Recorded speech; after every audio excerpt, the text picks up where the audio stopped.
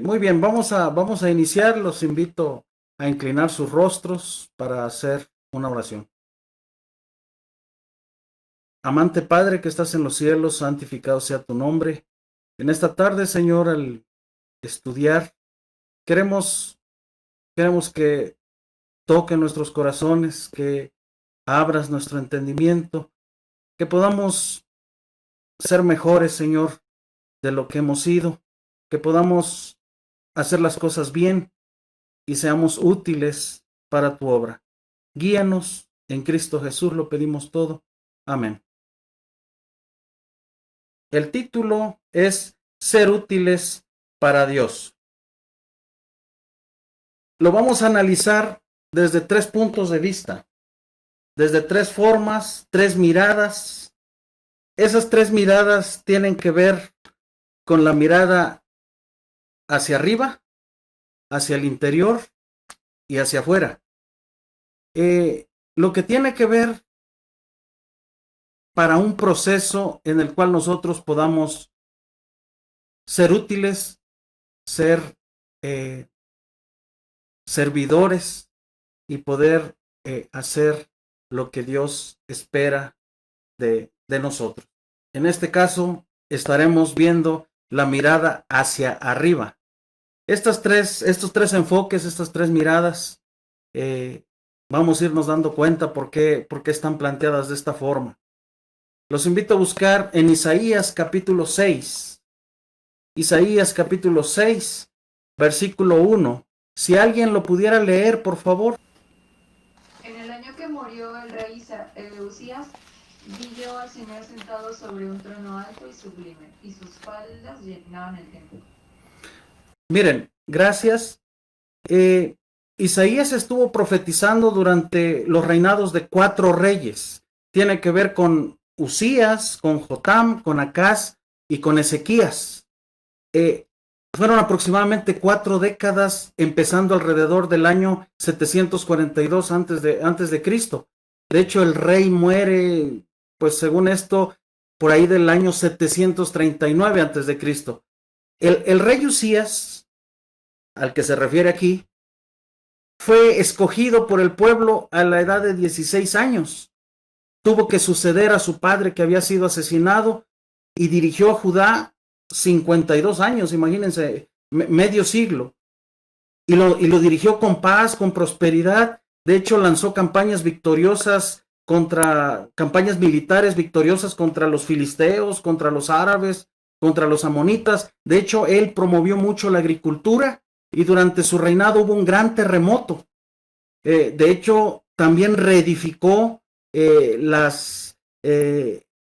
ciudad de Jerusalén y edificó torres en los muros. De hecho, alguien dice que la gloria nacional de Israel también murió junto con el rey Usías y nunca ha podido ser recuperada hasta el día de hoy. De ese tamaño es lo que se ha analizado de la prosperidad que se había logrado en este tiempo del rey Usías. Pero sin embargo, cuando él ya era fuerte, cuando él ya estaba en lo mejor de su poder, de su reinado, su corazón se enalteció para su ruina. Se enalteció y en una ocasión entró en el templo para ofrecer incienso en el altar, lo cual era exclusivo de los sacerdotes, pero el sumo sacerdote y 80 más se opusieron. Se opusieron y el rey, pese a la oposición, intentó realizar su propósito, por lo que Dios lo hirió con lepra. Y el rey tuvo que retirarse apresuradamente y quedó leproso hasta su muerte. En ese tiempo, por esos años, Tiglat-Pileser III comenzó a reinar a Siria, y esto es aproximadamente en el año 745 antes de Cristo, que tienen que ver con los últimos años del reinado del rey Usías. Tiglat-Pileser III puso a Siria en una posición de dominio mundial. Tenían un tremendo ejército.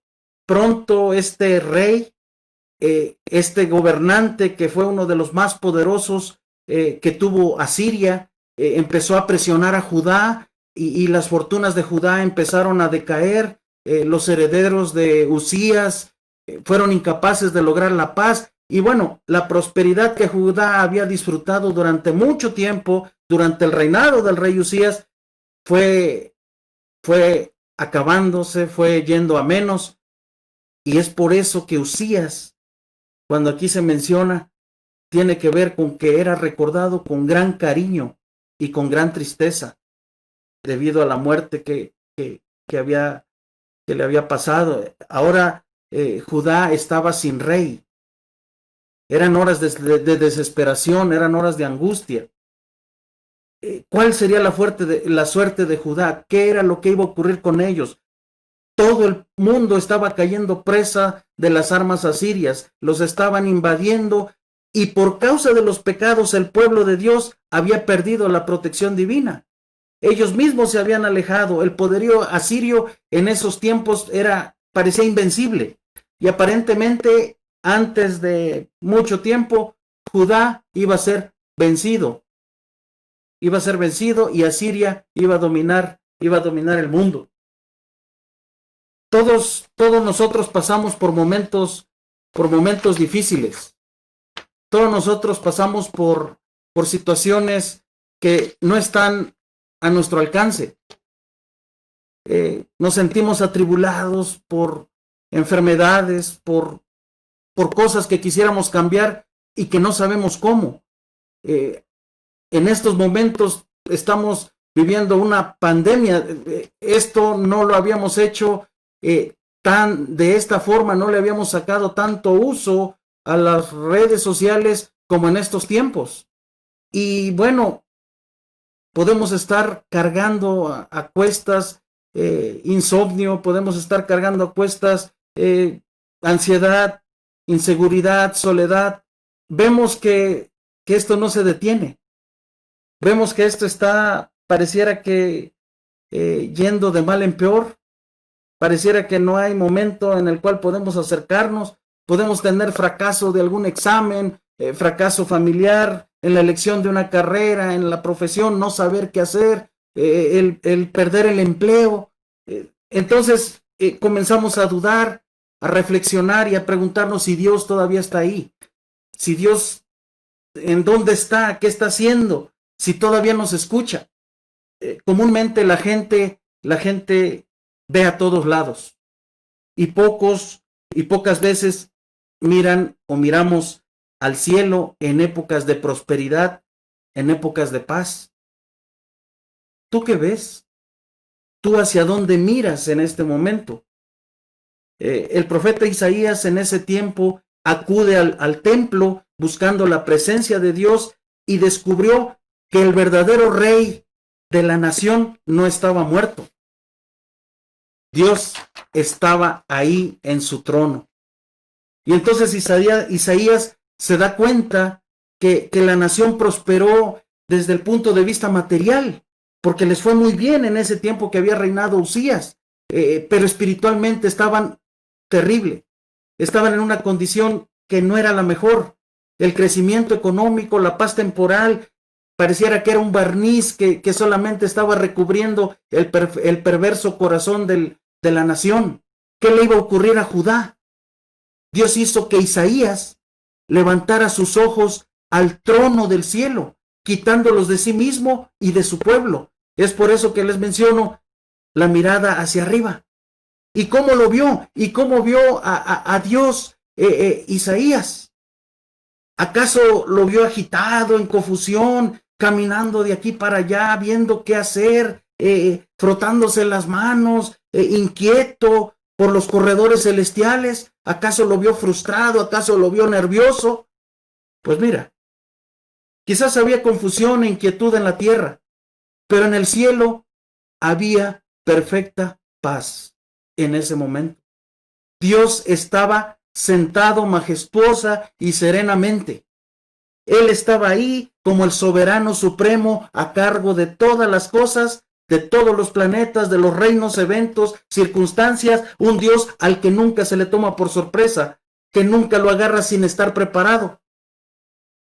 Dios deseaba hacerle saber a Isaías que a pesar del poderío de Asiria, él seguía sentado supremo en su trono y que bajo su dominio estaban todos los asuntos terrenales. Lamentablemente la mayoría de nosotros no dedicamos ni el tiempo ni la energía para conocer a Dios. A veces nos envolvemos en muchas otras cosas y se nos pierde de vista el tratar de conocer a Dios. A veces las circunstancias difíciles son las únicas que nos hacen voltear a ver a Dios. A veces cuando estamos en sufrimiento, en tristeza, en tantas cosas, en enfermedad, es cuando tratamos un poquito de voltear más hacia las cosas espirituales. En el momento en que se le concede la visión a Isaías, él estaba orando en el atrio del templo. Las puertas del templo parecieron abrirse ante él y entonces en el lugar santísimo vio a Dios. Vio a Dios mismo sentado en su trono. Más adelante, en el versículo 2, si alguien más lo quiere leer, por favor. Ya lo veo, es que no lo veía. Por encima de él había serafines, cada uno tenía 6 alas, con 2 cubrían su rostro, con 2 cubrían sus pies y con 2 volaban. ¿Han escuchado ustedes la palabra serafín? De hecho, aquí es donde se menciona únicamente, ya no se menciona en otra parte de la Biblia como tal. Pero en fin, del hebreo serafín, que significa literalmente los que queman, los que arden, los ardientes, ¿sí? Aún seres deslumbrantes, estamos hablando de que tenían 6 alas. O sea, si tan solo imaginar un ángel con 2 alas, ahora imaginar un ángel con 6 alas, con 2 cubrían sus rostros, con 2 cubrían sus pies y con 2 volaban. Aún los seres más deslumbrantes e inmaculados quedan abrumados, incapacitados de mirar a Dios, pero prontos a servirle. Esa es la diferencia. La gente no solía ser permitida ver a Dios y permanecer con vida. Los serafines cubrían sus rostros para protegerse. Y esa opción, esa frase donde tiene que ver con cubrían sus pies, podemos estar seguros que realmente era otra manera de decir cubrir su desnudez, no nada más el hecho de cubrir los pies, porque sí, sino cubrir de la cintura hacia abajo, el cubrir su desnudez y con otras 2 alas es estar volando. De hecho, los serafines delante del trono están tan llenos de temor reverente al contemplar la gloria de Dios que ni por un instante sienten complacencia propia o se admiran a sí mismos a uno o unos a otros. Nosotros podemos darnos cuenta que los serafines son unos seres demasiado que pueda salir un poco de nuestra imaginación. El versículo 3, si alguien más lo puede leer, por favor. Versículo 3 está apareciendo ahí en la pantalla. Y el uno al otro daba voces diciendo: Santo, Santo, Santo, Jehová de los ejércitos, toda la tierra está llena de su gloria. Gracias. Miren, esto sugiere que era un coro antifonal. Un coro en que un coro canta una frase desde una parte del santuario y el otro canta la respuesta desde otra parte del santuario. Imagínense varios coros de voces perfectas situados alrededor de un templo de acústica perfecta, cantando antifonalmente. Cada sonido vendría de una nueva dirección, complementando la canción o el canto anterior en lugar de copiarlo, en lugar de repetirlo. De hecho, el efecto sería bello. De hecho, es más allá de nuestra comprensión. Dios procuraba impresionar en la mente de Isaías el concepto de la santidad, a fin de que el profeta pudiera colocar ante su pueblo ese atributo de carácter divino, para que pudiera sentirse estimulado ese pueblo a apartarse de sus pecados y aspirar a la santidad.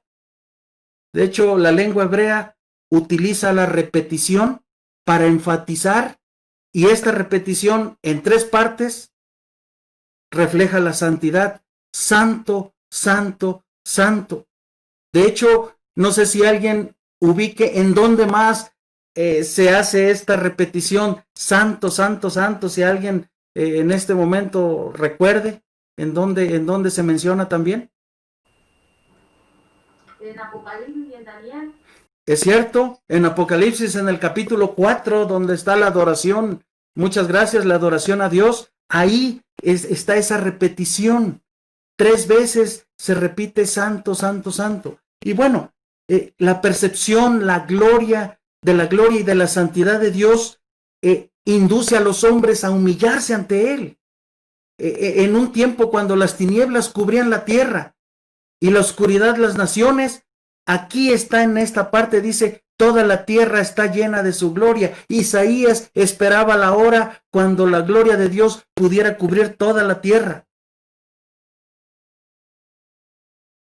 ¿Alguien más que guste leer el versículo 4? Está apareciendo ahí en las pantallas. Y los quiciales de las puertas se estremecieron con la voz del que clamaba, y la casa se llenó de humo. Gracias. Miren, los cimientos mismos del templo parecían estremecerse ante la voz de Dios.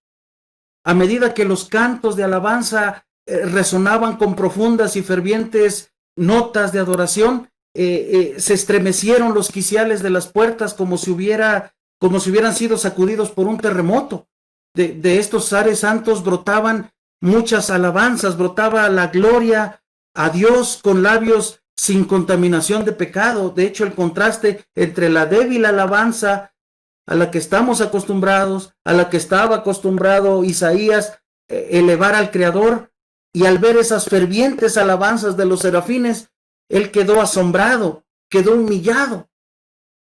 El humo, como de incienso que refleja la luminosa gloria de Dios, podemos darnos una idea, por ejemplo, ahí en Éxodo 19:18, donde se describe el monte Sinaí como cubierto de humo y temblando en gran manera. De hecho, también Apocalipsis 15:8, donde el templo aparece lleno de humo a causa de la gloria de Dios.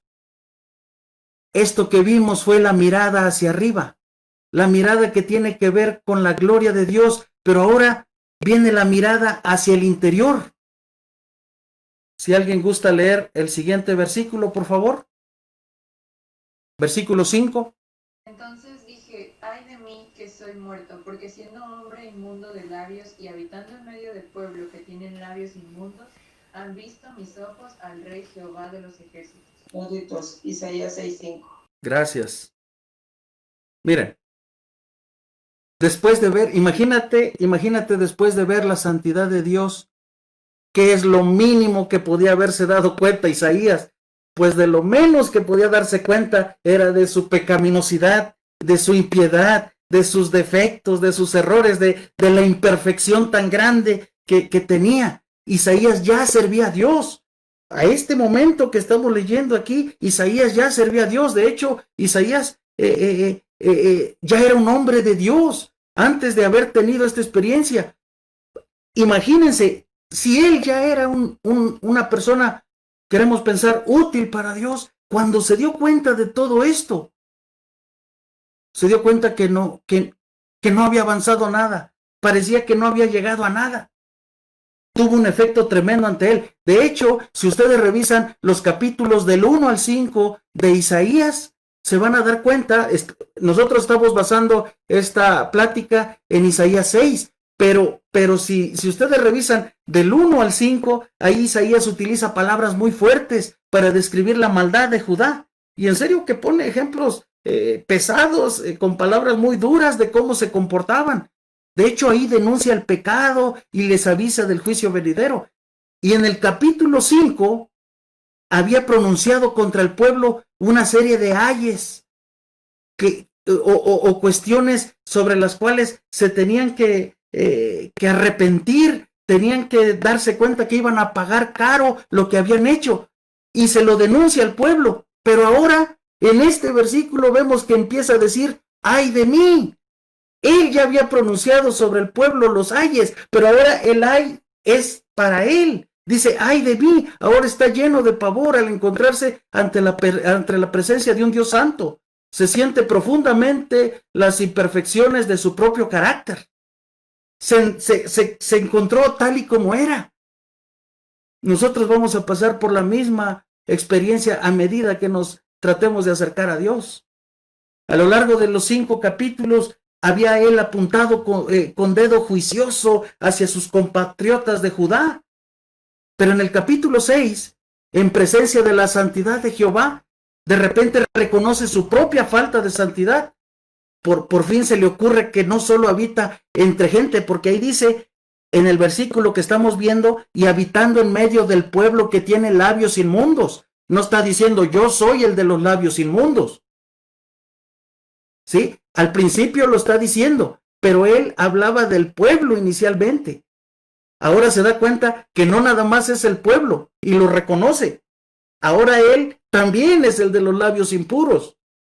De toda palabra, de hecho en San Mateo 12:36 dice que de toda palabra ociosa que hablen los hombres, de ella darán cuenta en el día del juicio. Porque por tus palabras serás justificado y por tus palabras serás condenado. Aquí podríamos querer tratar de decir, bueno, es que tal vez alguno de sus defectos de Isaías era que no hablaba buenas palabras, o no sé, tal vez como dicen, hablaba golpeado, no sé, todo lo que quieran ustedes entender en cuestión de ser inmundo de labios. Pero a final de cuentas, él se vio realmente como era ante la presencia de Dios, como una persona una persona inacabada, una persona con una obra sin terminar.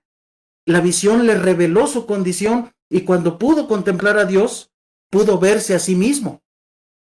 Y Job tuvo una experiencia similar. De hecho, él menciona, me aborrezco a mí mismo, cuando él estuvo en presencia de Dios.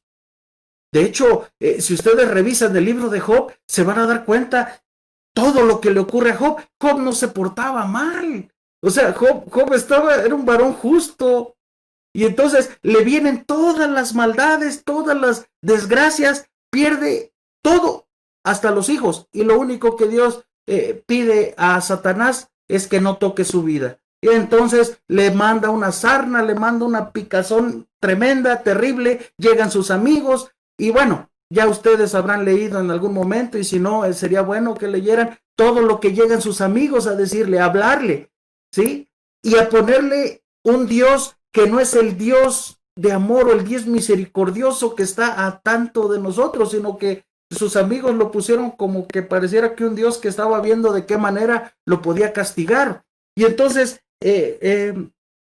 empieza a analizar Job, y cuando Job vio realmente quién era, ya en el capítulo 42, ahí al final está tremendo, porque por ahí al final del libro está tremendo, porque Dios le dice, ¿sabes qué?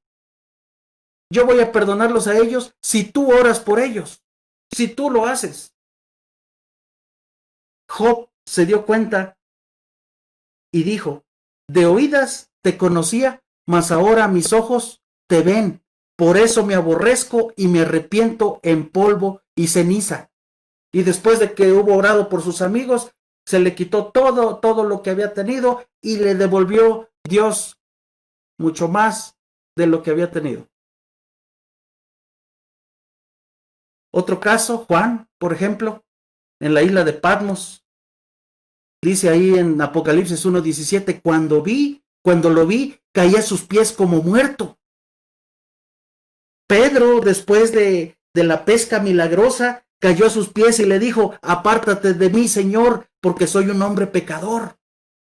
Daniel, cuando vio al Señor, de hecho lo menciona ahí en el 10:8, quedé pues yo solo ante esta gran visión, pero no me quedaron fuerzas en mí, antes bien mis fuerzas se cambiaron en desfallecimiento, pues me abandonaron totalmente. Saulo vio que su justicia no era sino basura comparado con la gloria de Cristo, según lo habla en Hechos y en Filipenses. ¿sí? Y creyó y llegó a ser el apóstol Pablo. Cuando los creyentes tenemos una verdadera experiencia con el Señor, no nos podemos volver arrogantes, no nos podemos querer creer más allá de lo que somos. Al contrario, el estar ahí nos vuelve humildes y nos quebranta. Dios no comenzó la preparación de Isaías mostrándole el tamaño de los desafíos. Vean cómo lo está haciendo.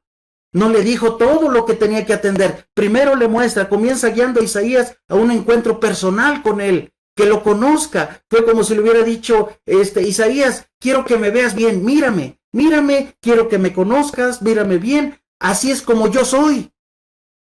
Tú no podrás ser ni hacer lo que tengo para ti a menos que me hayas visto. Date cuenta el poder, date cuenta la santidad, date cuenta toda la gloria que me rodea. Uno no tiene que ser particularmente dotado con características especiales o una educación especial para ser útil a Dios, pero sí tiene que ser honrado. Tiene uno que estar dispuesto a escuchar lo que Dios dice y reconocer nuestras propias limitaciones. Dios podría haber actuado de diferente manera. De hecho, podría haber mostrado la tarea que le aguardaba, los retos, los desafíos. Podía haberle mostrado cuán grave y profundamente el pueblo de Israel se había desviado de Dios y de sus planes. De hecho, podría haber apelado a las más nobles cualidades de Isaías para convencerlo de que era el hombre ideal. De hecho, Isaías tenía muchas características. Él fue asesor de reyes. Él estaba bien preparado, ¿sí? Y entonces, Dios no lo hizo de esa forma. Dios no lo hizo de esa forma porque la forma de Dios no es como nosotros solemos proceder cuando elegimos a alguien para un nombramiento, para un cargo especial, para un puesto. Dios no procede así. De hecho, Dios quería asegurarse que Isaías lo viera bien. Lo importante es que Isaías viera al Todopoderoso, porque solo en ese contexto podría verse a sí mismo como era en realidad. Ver a Dios es lo que hizo desaparecer a Isaías, desaparecer entre comillas. O sea, ver al rey Jehová de los ejércitos es morir. Isaías debe pensar que está a punto de morir ahí mismo. De hecho, ahí dice, ay de mí, que soy hombre muerto. Muy bien, el siguiente versículo, si alguien le gusta leer, por favor. Sí. Voló hacia mí uno de los serafines, teniendo en su mano un carbón encendido, tomando del altar con unas tenazas. Gracias. Miren, el dorado altar del incienso, el cual era en esencia era un altar de intercesión, ¿sí? Juan vio que las plegarias de los corazones de los pecadores arrepentidos eran presentadas como incienso ante el trono de la gracia. Entonces, Isaías confesó sus pecados, mencionó especialmente sus labios inmundos. O sea, cuando tú vas a confesar tus pecados, no quieras adornar las palabras o buscar las palabras mejores para decirle a Dios lo que Él ya vio, lo que Él ya sabe, lo que Él ya conoce. Él solo espera que tú puedas hacerlo. Es como cuando en el huerto del Edén, después de que habían pecado, le pregunta, ¿y dónde estás tú?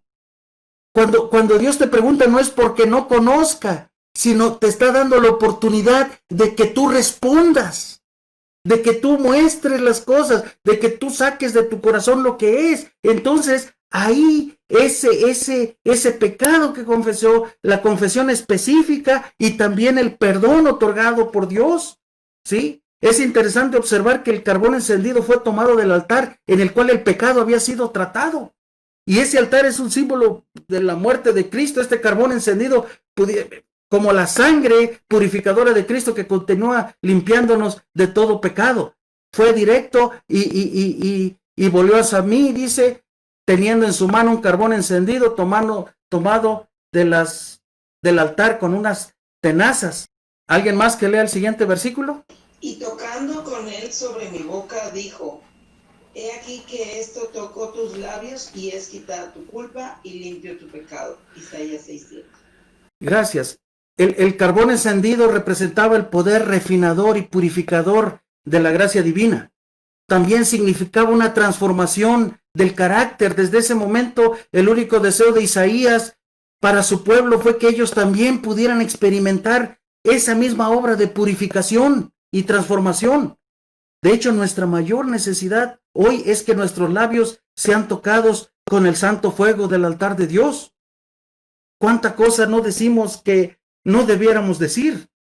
¿Cuántas veces hemos, en lugar de ayudar, hemos herido con nuestras palabras? Hoy, ante la necesidad de limpieza, tenemos por nuestra parte la confesión de pecados y de nuestra realidad espiritual. De parte del cielo tenemos la preciosa sangre de Cristo para limpiarnos de todo pecado. De hecho, el apóstol Juan dijo en su primera epístola, ahí en el 1:9, si confesamos nuestros pecados, Él es fiel y justo para perdonar nuestros pecados y limpiarnos de toda maldad. Era absolutamente esencial que Cristo fuera levantado sobre una cruz. De hecho, descendió a la tierra, se convirtió en uno de nosotros para poder llegar a ser el Cordero de Dios que quita el pecado del mundo. De hecho, el acto de colocar el carbón encendido en los labios fue sencillamente una manifestación externa de lo que había sucedido ya en el interior del hombre, ya que es lo que procede del corazón de una persona, lo que sale a través de los labios. Y cuando sus labios son limpiados, significa que el corazón también fue limpiado. Pablo clamó en la epístola ahí en Romanos 7:24, dice, miserable de mí, ¿quién me librará de este cuerpo de muerte? Cuando Pablo pronunció esas palabras, no era un pecador perdido, era un santo de Dios, era una persona que se dedicaba a hacer las cosas de Dios, pero aprendiendo la lección de Dios, sabía que necesitaba vivir controlado por el Espíritu, porque no podía vivir para Dios, por sí mismo, es decir, por sus propias fuerzas. El apóstol Pablo expresó cuando le escribió ahí en 2 de Timoteo 2:21, así que si alguno se limpia de estas cosas, será instrumento para honra, santificado, útil al Señor y dispuesto para toda buena obra. Eso es 2 de Timoteo 2:21. En eso consiste el toque. Dios puede tratar cualquier falta que tú tengas, cualquier defecto que tengamos. No aceptará nuestras excusas para no participar en sus planes. De hecho, hubo un hombre famoso en la historia de Israel que cuando Dios lo llamó comenzó a excusarse. No sé si alguien se acuerde quién pudo haber empezado a presentar excusas por ahí cuando Dios lo estaba llamando. Alguien que quiera decirnos. Gedeón. Otro más. Jonás. Moisés. Y de Moisés, muchas gracias. Y de Moisés, miren, de Moisés le dice a Dios, ¿quién soy yo para que vaya al faraón y saque de Egipto a los hijos de Israel? Y entonces Dios le responde, eso está ahí en Éxodo capítulo 3. Y Dios le responde entonces, ve porque yo estaré contigo. Y Moisés le replica, he aquí, ¿qué les digo? ¿El Dios de vuestros padres me ha enviado a vosotros? Si ellos me preguntaren cuál es su nombre, ¿qué le responderé? Pacientemente, Dios le explica lo que habría que decirles. Y entonces Moisés insiste, no me van a creer. Y Dios le asegura, sí te creerán. Moisés entonces salió con otra excusa. Ay, Señor, nunca he sido hombre de fácil palabra. Soy tardo en el habla y torpe de lengua. Según Éxodo capítulo 4:10. La escritura señala que Dios se exasperó con Moisés, pero aún así no lo descartó. Envió a Moisés con su hermano Aarón para que éste fuera quien hablara al pueblo. Él te será a ti en lugar de boca y tú serás para él en lugar de Dios. Versículo 16 de ahí de Éxodo, capítulo 4. ¿Qué excusa has puesto tú? ¿Qué excusa ponemos nosotros? ¿Qué es lo que decimos? Pues es que no tengo, no sé, me gustaría que me ayudaran y que me digan una excusa, pero no repitan la que haya dicho la persona anterior. Díganme una excusa que hayan escuchado o que ustedes mismos hayan puesto. Díganmela, por favor. No estoy bien preparado. ¿No estoy bien preparado? ¿Cuál otra? ¿Alguien más? No tengo tiempo. No tengo tiempo, la preparación, el tiempo, ¿cuál más? No tengo facilidad de palabra. No tengo facilidad de palabra. Mira, en este momento hay una persona que está transmitiendo esto por teléfono, porque no sabe usar las redes sociales y no tiene instalado su teléfono y no maneja redes sociales. Entonces, lo que se hizo fue una llamada, y está a través de una llamada, se está recibiendo este mensaje. ¿Cómo ves? En este tiempo, estamos hablando de ahorita, no de aquellos tiempos. Entonces, ¿qué excusa tú pones? ¿Qué excusa es la que pones? Con todo, mira, cuando Dios nos habla, nos dice que Él es más grande que cualquiera de todas tus excusas, de todas nuestras excusas. Él es particularmente bueno en tomar vasos golpeados, resquebrajados, sucios, rechazados, para convertirnos en receptores enteros, perdonados y nuevamente útiles. Dios depositó su mensaje en vasos de barro, imperfectos, como nosotros, para que pudiéramos compartirlo con los demás. Y entonces, ahora lo que sigue es la mirada hacia afuera. Ya entonces se da una mirada hacia arriba, hacia Dios, una mirada hacia el interior, hacia mí, hacia lo que soy. Y ahora viene Dios para hacerle voltear hacia afuera. ¿Qué dice el versículo 8? ¿Alguien que lo lea, por favor? Después oí la voz del Señor que decía, ¿a quién enviaré y quién nos irá? Entonces respondí yo, heme aquí, envíame a mí. Gracias. Miren, Dios pregunta, Dios no dice a dónde ha de ir. Si te fijas, ahí no dice nada de eso. No dice a dónde va a ir, no le está diciendo vas a hacer esto, vas a hacer lo otro. Le dice a quién enviaré y quién irá por nosotros. Tampoco le pide a Isaías que se ofrezca. Dios hace una pregunta, no está obligando a Isaías que responda. Dios le pregunta a él. Isaías, sobrellevado por esa emoción, por eso que estaba sintiendo en ese momento, agradecido por ser limpiado y aún más agradecido por estar vivo, porque no podía alguien estar ante la presencia de Dios y permanecer vivo. De hecho, él dijo, ay de mí, soy hombre muerto, y ofrece ser él el enviado de Dios, aunque no sabe a dónde Jehová lo va a enviar, ni cómo va a ser el tamaño del trabajo que le va a poner, ni qué le va a pedir hacer. En otras palabras, Isaías le extiende a Dios un cheque en blanco, ofreciendo ir a donde sea y hacer lo que sea. La respuesta de Isaías fue inmediata. Sabía que el castigo pronto llegaría al pueblo, que era culpable, y anhelaba que los israelitas pudieran abandonar sus pecados. De hecho, Dios no se nos revela por nuestras cualidades o conocimiento, o por todo lo que tú sepas explicar, o por todo lo que tú sepas entender la Biblia. Él se nos revela por su gracia, y por su gracia nos usa. Yo recuerdo que una de las mejores oraciones que he escuchado desde que era niño era cuando una persona que no sabía leer y no sabía hablar muy bien el español, hablaba un dialecto, elevaba las oraciones. Y tú puedes decir, bueno, y no sabe leer y no sabe hablar muy bien, algunas palabras no se pronunciaban muy bien. Bueno, eso no tiene nada que ver. La preparación no tiene nada que ver. Dios, por su gracia, te puede usar. Y hasta este momento Isaías no había escuchado el llamado de Dios. Según Isaías ya era parte o ya trabajaba en las cosas de Dios, pero hasta ese momento Isaías no había tenido un llamado. Dios lo inquieta con una fuerte interrogante. En este versículo tenemos primero el singular, que es ¿a quién enviaré? Es singular, y luego el plural, ¿y quién irá por nosotros? Ese plural creemos que pudiera representar la Trinidad, ¿sí? Todo está listo, ahora Dios puede llamar a Isaías y usarlo para predicar su palabra. Ya el profeta no le preocupan sus necesidades, quiere hacer la voluntad de Dios, no siente la carga de su pecado, le ha sido limpiado. Se ha convencido de que Dios le perdonó su pecado, le ha limpiado su pecado y ha dejado de sentirse desanimado, sabe que Dios está en el trono, está gobernando y ahora está listo para salir a trabajar. Posiblemente tú ya estés sirviendo a Dios y lo haces sinceramente, pero tal vez lo estás haciendo sin tener una clara idea de lo que es la santidad de Dios, la gloria de Dios. Y aquel día Isaías entraba al templo desconsolado, porque había muerto este rey que era tan querido y que tanto bien le había hecho al pueblo, pero que en sus últimos años falló, y entonces estaba Isaías también desesperado por la situación que estaba atravesando la nación, pero cuando salió ya no era el mismo, ahora salía con un llamado divino. Cuando Isaías salió del templo no era más un doliente, no era más, ahora era un misionero, no era un simple espectador, ahora era un participante. Dios lo equipó para que hiciera el trabajo.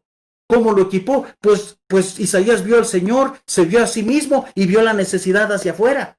Y al saber que Dios estaba en el trono y que le había llamado y le había comisionado, él sabía quién era el que lo estaba mandando. Esa es la diferencia. ¿Alguien más que lea el siguiente versículo? Y dijo, anda y di a este pueblo, oíd bien y no entendáis, ved por cierto, mas no comprendáis. Gracias. Date cuenta que en ese versículo le dice, di a este pueblo. Ahí encontramos, no es lo mismo que digan este niño a decir mi hijo. No es lo mismo decir este pueblo a decir, como lo dijo en otras ocasiones, mi pueblo. Date cuenta en lo que estaba el pueblo de Israel en ese momento. Como muchos otros profetas, Isaías estaba enfrentando una tarea difícil. Dios le advirtió que el mensaje del cual era portador no lo iban a escuchar, que a pesar de todo lo que él pudiera hacer, el pueblo se iba hasta tapar los oídos, continuaría andando en sus malos caminos. Su triste destino sería un aparente fracaso, pero sin duda no era mayor del que pudieras pensar que se manifestó en el ministerio de Jesús, porque pareciera que ni aún sus propios discípulos estaban convertidos inicialmente a lo que tenían que hacer. Y así nos pasa a nosotros. A primera vista parece que el profeta estaba siendo enviado a aquellos que estaban ciegos, sordos, endurecidos, y creemos que Dios, pero nosotros creemos que Dios nunca endurece o insensibiliza los corazones, que de otra manera pudieran ser tiernos y sensibles. Dios simplemente hace salir la dureza a la superficie. Él no endurece el corazón ni enceguece los ojos de aquellos que quieren ver, pero sin su intervención ellos nunca llegarían a ver. De hecho, Jehová les ha concedido toda ventaja posible. No obstante, no habían logrado comprender. Habían fallado en comprender, en obedecer. Su fallo es por su propia voluntad y ha ocurrido porque sus corazones están lejos de Dios. No comprenden porque no quieren comprender. Si comprendieran, tendrían que cambiar y lo que no quieren es cambiar.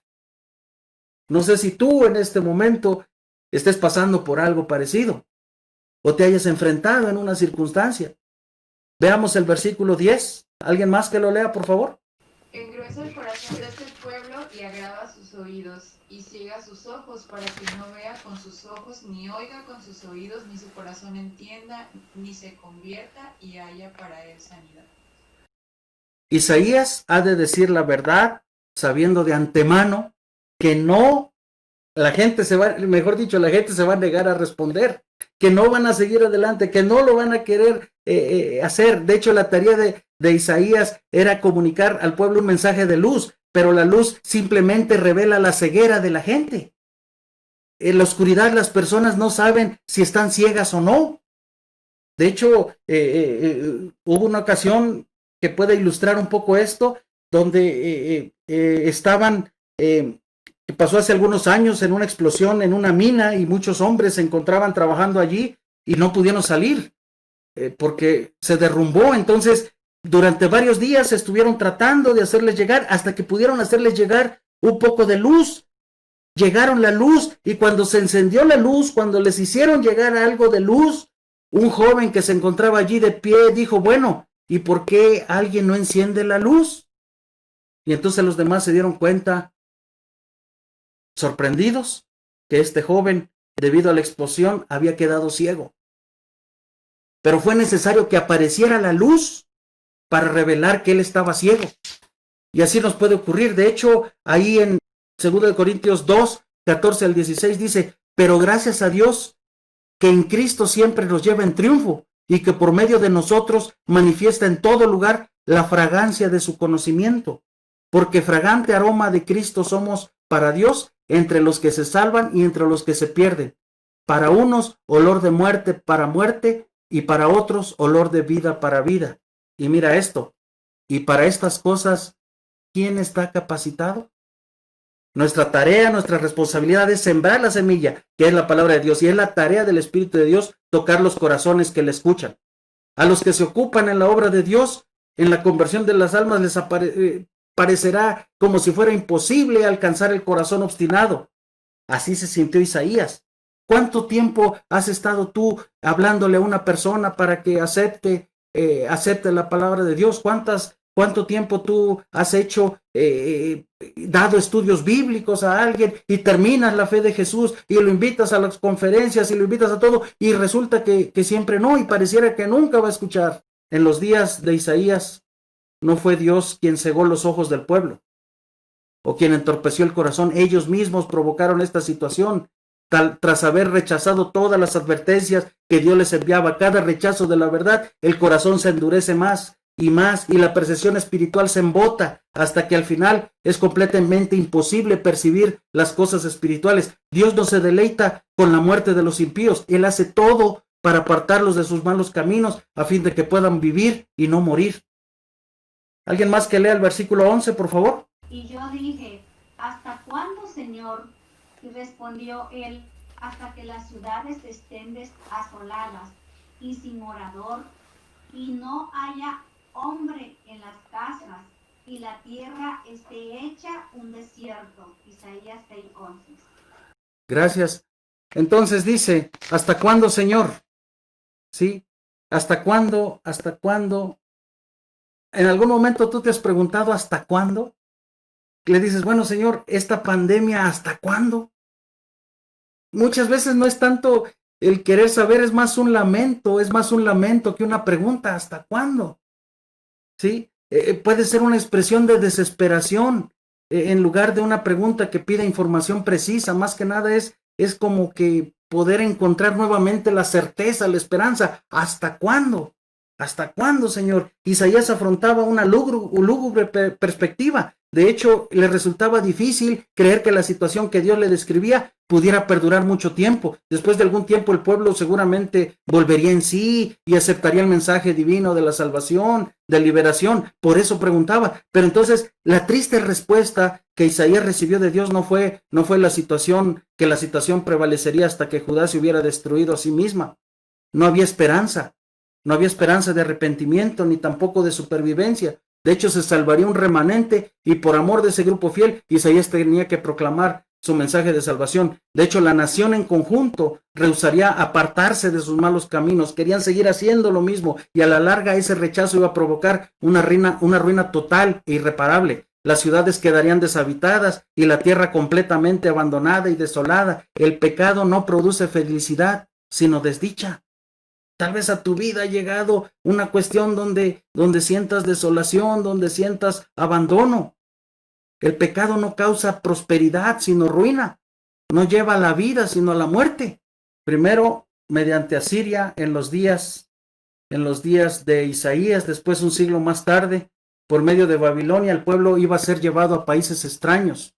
Esto había sido predicho ya por Moisés en una forma condicional antes de que Israel hubiera entrado en la tierra prometida. Esa tierra que Dios había querido que floreciera como una rosa, ahora sería desolada y abandonada por sus habitantes, y en vez de prosperidad habría ruina.